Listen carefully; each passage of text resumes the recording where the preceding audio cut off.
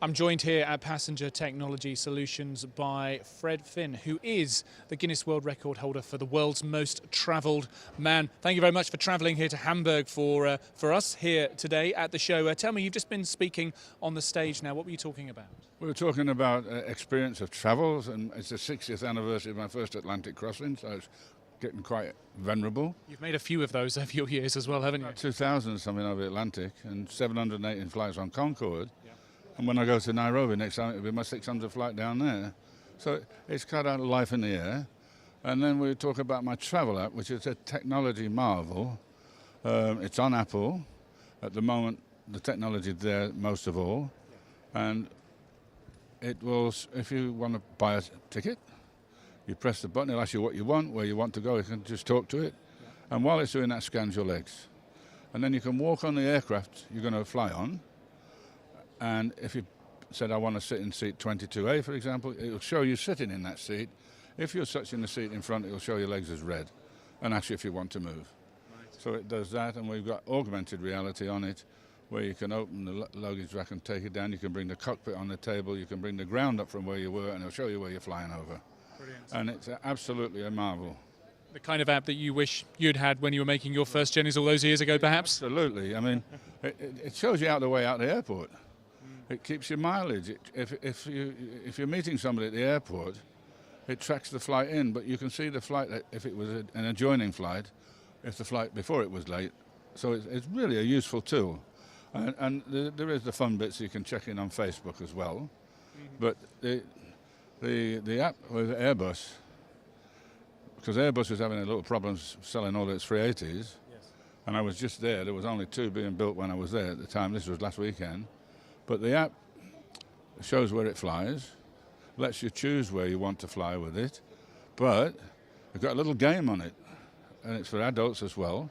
And you press the button, and you walk around the room, and it will trace on the screen, and you come back where you started, and the A380 will fly round that room. And I said I was in Berlin for ITB, and I had about 30 people in a hotel from ITB. And they all downloaded it, and Airbus is flying all over the room. But it really does look good for people. Now, Concorde, you've got a rich history with Concorde. You made 3 transatlantic crossings in one day once upon a time and flown on some landmark flights. With the technology that's available now, you're just talking about your app and some of the marvellous things that we're able to do with the technology in our pockets. Obviously, supersonic flight has stopped a long time ago. Do you?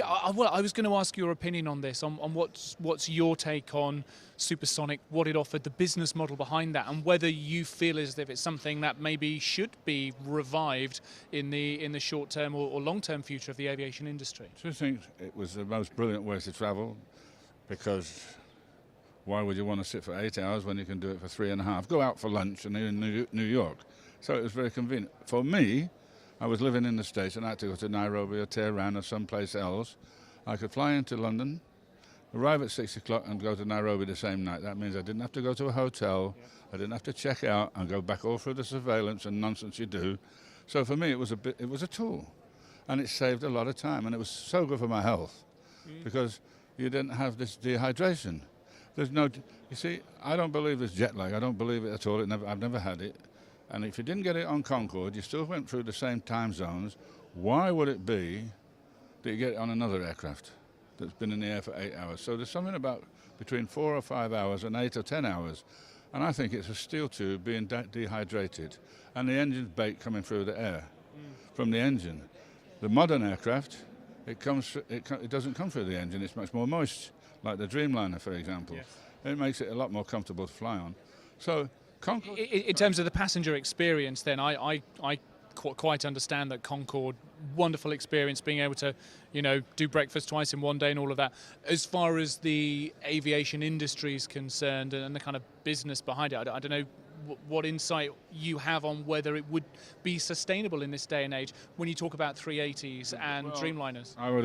The Concorde was certainly sustainable because it was the most profitable airline British Airways ever had. It made £500 million of raw profit for a fleet of 7. This is unbelievable. It should have flown for a lot longer. Air France, Concorde, Paris is not a business centre. It's longer away from before you can go.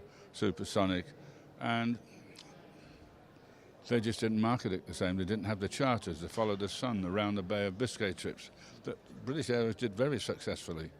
And it should have been still flying. Lots of politics involved in that, and it would take too much longer to tell you. But it's coming back. There's a company in Colorado called Boom. I wouldn't want to fly on an aircraft called Boom, because if there's a problem, it's boom, boom. You know, that's not for me. But NASA is the most likely, in my opinion. I can be very wrong about this, but NASA have been testing with Lockheed, flying over land, and they've now been flying over land at 1.6 Mach with just like a cough and no supersonic bang. So probably that makes New York to Los Angeles about an hour and a half. And if it can be 300 people across the Pacific, this is what supersonic travel means. Crossing big journeys. Concorde couldn't do that without stopping. I went to Singapore with it. It was still only 9 hours, and quite a sporty takeoff from Bahrain. It was straight away supersonic, but it was limited.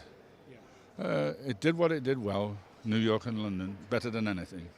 But I believe with NASA, if they bring it out, they're now testing, and I think Lockheed have got such an experience with supersonic, with Blackbird and F-35s and stuff like this, it'll come back. I think they're going to do the test and get it legalized within the next 2 years. Boom said they're doing it already, but I've still yet to see a piece of metal that looks like an aeroplane. Listen, Fred, it's been an absolute pleasure having you here at Passenger Technology Solutions here today. Keep travelling, long may it continue, and hope to see you again next time. As the wheels come down, that's good. Cheers. Good stuff. Thank you.